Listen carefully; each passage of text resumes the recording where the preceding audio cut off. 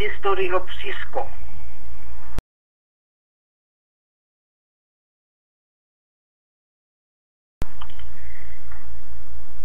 Cisco in 1980s. Cisco was formed by the married couple Len Bosak and Sandy Lerner, who worked as computer operations staff at Stanford University. In 1984, they were joined by another computer engineer, Richard Torriano.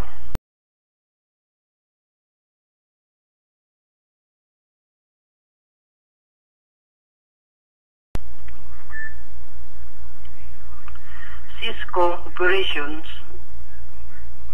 System is a multinational corporation that specializes in products for networking in the Internet.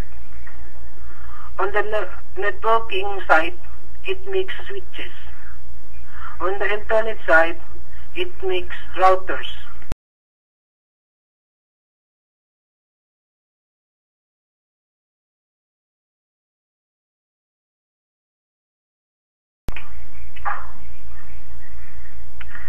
Think of a routers as a traffic signal at intersection. All it does, it moves traffic forward, to the left, to the right, or stop. That it was a router does. Each network has its own address in its work with a routing protocol.